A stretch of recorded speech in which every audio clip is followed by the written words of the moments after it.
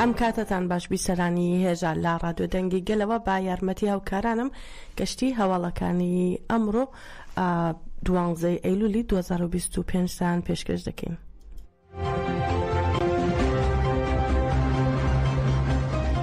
دامەزراوە یاسایەکانی مافەکانی مرۆڤ داخوازێکی هاوبەشیان پێشکەش بە کۆمیتەی وەزیرانی کۆنسەی ئەوروپا سەبارەت بە مافی هیوا کرد.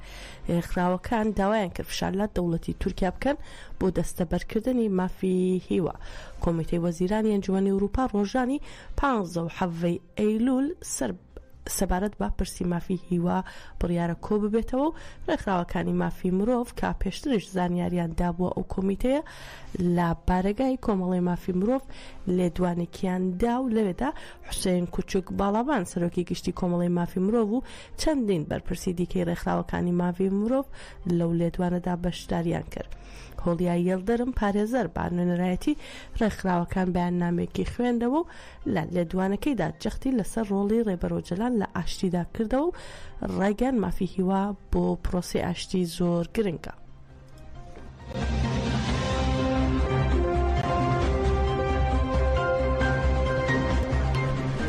با پێشنگایەتی فێدریکۆ ڕاکا هونەرمەندی ئەرجەنتینی و گروپێک لە هونەرمەندان هەڵمەتێک لە تۆڕی کۆمەڵایەتی ئینستاگرام بۆ پشتیوانیکردن لە هەڵمەتی ئازادی بۆ ئۆجەلان چارەسەری سیاسی بۆ پرسی کورد دەست پێ دەکرێت.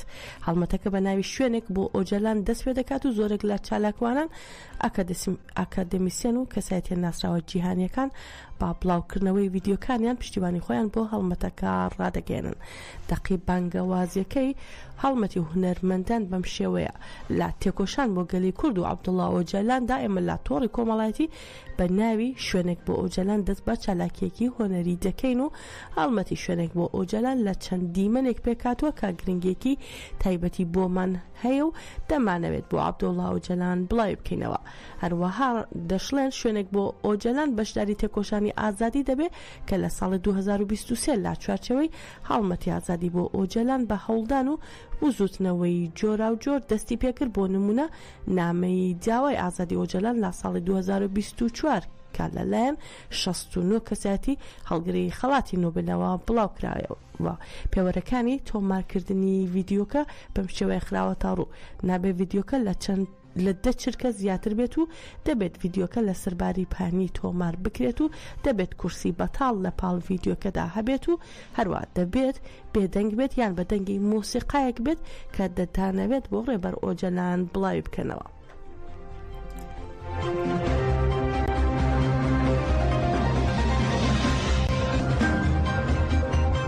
لە 20 تەموزی ساڵی 2023ەوە لە کەمپی پەنابەرانی شەید ڕۆستەم جووتی لە مەخمور لە پێناوازادی جەستەی ڕێبەری گەلی کورد عەبدوڵڵا ئۆجەلان چالاکی ئیشکگری ئەنجام دەدرێت و 785 ڕۆژیشە بەردەوام و شەوی ڕابردوو 153 هەمین گروپ دەستیان بە چالاکیەکە کرد.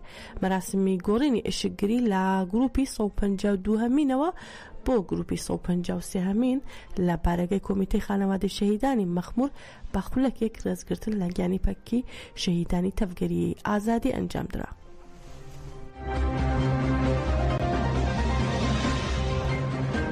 مانیفستوا کو جبوی گله کورد دایی شاندن انوی باریه دنه همو گله کورد توی مانیفستو بخوینه گوره مانیفستو خواره خستن بکی جبوی کو سروک آپوره ببین دستک جبوی دموکراسیه و کهویه آشتیه گرک زمان خواه بدین گورتن دمک دست زودتر سروک ما آزاد بکن بیجی سروک آپو سروک جان نابه بی سروک جان نابه بی سروک جان لە هەشتمین کۆبوونەوەی کۆمسیۆنی دیموکراسی خوشکوبرایەتی و یەکگرتنی نەتەوەیی کە بۆ دۆزینەوەی چارەسەری پرسی کورد دامەزراوە دوای وتاری نوێنەرانی سندیکاکان کوردستان کلیچ کۆکچیت سەرۆکی فراکسیۆنی پارتی یەکسانی دیموکراسی گەلان دەم پارتی وتارێکی پێشکەش کرد و ڕایگەیاند بۆ ئەوەی پرۆسەکە بە سەرکەوتووی بە ئەنجام بگات پێویستە هەمووان بەرپرسیارانە مامەڵە بکەن و وتی نابێت ئەم پرۆسە مێژوویە پەک بخرێت و دەبێت کۆبوونەوەکان بە بیستنی بۆچوونە کۆبوونەوەکان بەردەوام بن. هەروە دەشڵێت ئەوانی کە بەشداری لە کۆبوونەوەکاندا دەکەن دەپرسن ئایا لەم کۆمسیۆنەدا چارەسەرێک ڕوودەدات یان نا. کردارە نادیموکراتیکەکان پرۆسەکە ژەهراوی دەکەن بۆیە دەبێت واز لەم جۆرە مامەڵایانە بهێنرێت و بۆ ئەوەی پرۆسەکە بە سەرکەوتی بگاتە ئەنجام دەبێت ئاشتی ببێتە ئاشتیەک بۆ هەمووان.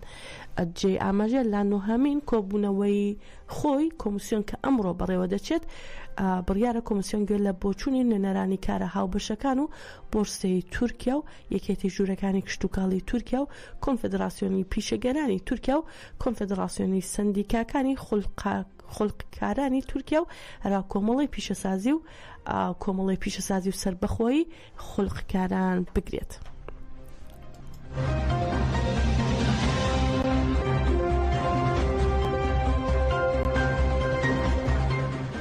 لە کۆبوونەوەکەی هەشتەمی کۆمسیۆندا ئارزوو چەرکەز ئۆغلو سەرۆکی کۆنفدراسیۆنی سندیکاکانی کرێکارانی شۆڕژگەر دیسک هەڵسەنگاندنی خۆی پێشکەش بە کۆمسیۆنەکە کردو ڕێگەیان کە ئەوان پشتگیری لا پرۆسەکە دەکەنەوە وەک دیسک سەبارەت بە پرسی کورد هەمیشە پشتیوانی ئاشتی خوشک و برایەتی و یەکسانی دەدەین.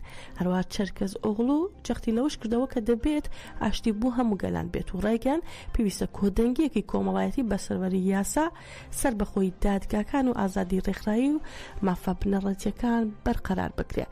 هەروە دەشڵێت داواکاری ئێمە ئەوەیە وڵاتەکەمان وەک دەوڵەتێکی دیموکراتیک سێکۆلار و کۆمەڵایەتی بێت ئەویش بە یەکسانی هاوڵاتیان و چارەسەری پرسی کورد و بەرقەراری هەموو پرسەکان. هەروەها دەشڵێت دیسک لە پێناو مافەکانی کرێکاران و خوشک و برایەتی گەلان تێکۆشانی بەردەوام دەکات و دەشڵێ پاڵپشتی پرۆسەکە دەکەین و هیوای سەرکەوتنی بۆ دەخوازین.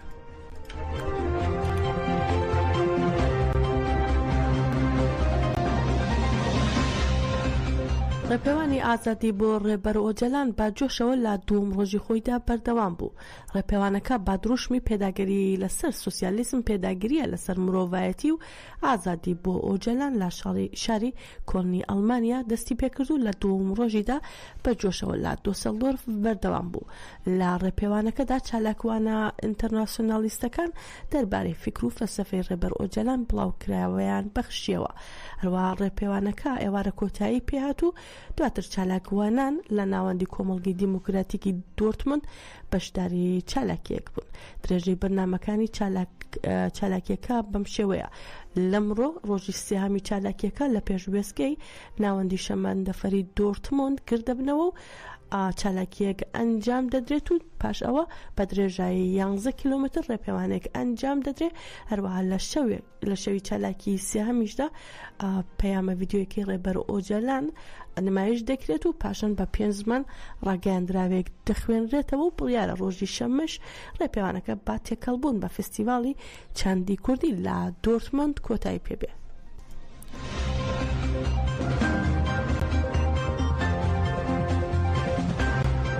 لە ڤێنای پایتەختی نەمسا لە ژێرناوی ئاشتی و ئازادی بەرفراوان بکەن ئاهەنگەیەکی جەماوەری بەرفراوان بەڕێوە دەچێت و پێشبینیش دەکرێت هەزاران کەس لە بۆنەکەدا بەشداری بکەن.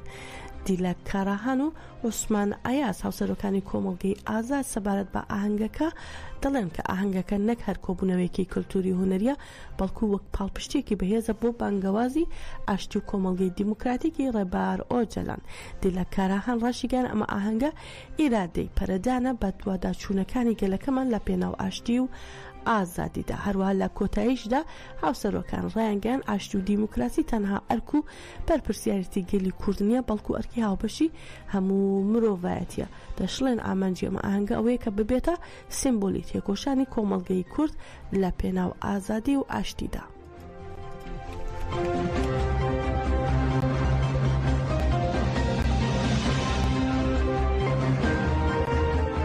نوێنەرانی ژنانی هەرێمی باکوور و ڕۆژهەڵاتی سووریا لە هەریەکە لە وڵاتانی لە شارەکانی بروکسێل و لە شارەکانی سوئیسرا و ئەڵمانیا و فەڕەنسا بە مەبەستی گفتوگۆکردن لەبارەی مافەکانی ژنان و پرسەکانی مافی مرۆڤ دەستیان با چالاکی کرد. بڕیارە شاندەکەیان لەگەڵ ڕێکخراوەکانی ژنان، پەرلەمانتاران و ڕێکخراوەکانی مافی مرۆڤ کۆ ببێتەوە تاوەکو گفتوگۆ بکەن لە بارەی هاوبەشیکردنی ئەزمونەکان و هاوکاری.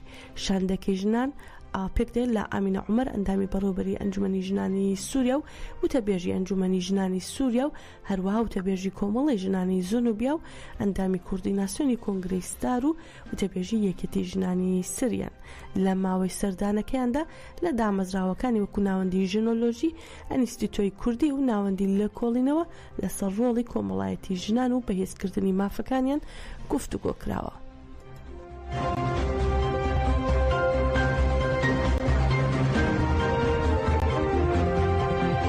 هێزەکانی یاسایشی ناوخۆی هەرێمی باکوور و ڕۆژهەڵاتی سووریا لە ڕاگەیاندراوێکدا ناسنامی سیاندامی خۆی ئاشکرا کردووە کە ڕۆژی دووشەممە لە کاتی بەجێهێنانی ئەرکەکەیان لە کەمپی هۆڵ شەهید بوون. لە ڕاگەیاندراوەکەدا سەرخۆشی لە بنەماڵی شەهیدان کراوە و بەڵێنی درێژە پێدان با ڕێگەیان دووبارە کراوەتەوە. ناسنامەی شەهیدەکان بەم شێوەیە خراوە تا ڕوو. عەفیف موحەممەد لە 15 تشرین یەکەمی 2001 لە دایک بووە، هەروەها لە 8 ئەیلولی 2025 لە هۆڵ شەهید بووە.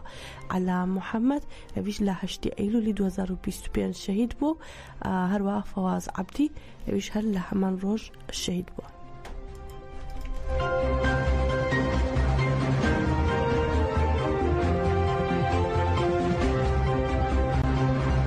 پەیمانگای ئەمریکی بۆ لە کۆڵینەوە لە سیاسەتی گشتی شیکاریەکی توێژەری ئەمریکی مایکل ڕۆبێنی بڵاو کردوتەوە و کە لە شیکاریەکەدا سەرنج بۆ هێرشەکەی ئەم دوایە ئیسرائیل بۆ سەر بەرپرسانی حەماس لە قەتەر ڕادەکێشێت و دەنووسێ بە ئامانجگرتنی حەماس ڕەنگە تورکیا بگرێتەوە کە پەناگای ئارامی ئێستای حەماسە.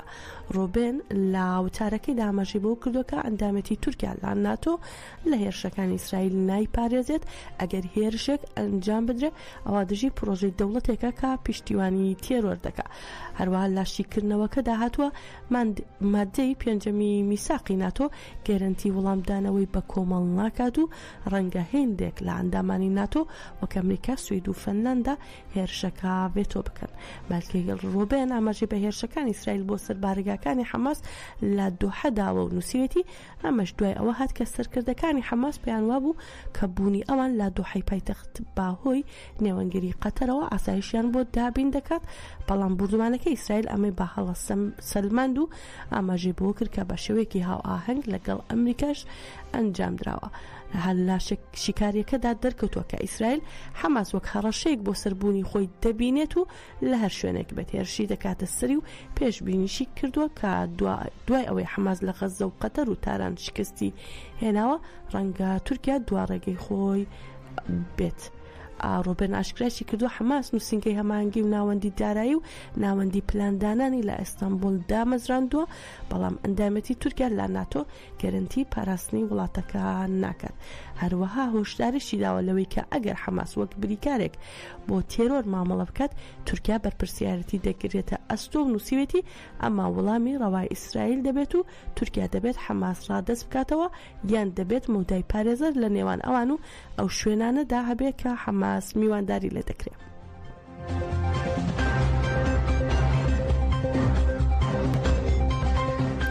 کەشتی هەواڵەکانی ئەم کاتژمێرەمان پێشکەشکردن هەر شاد بن.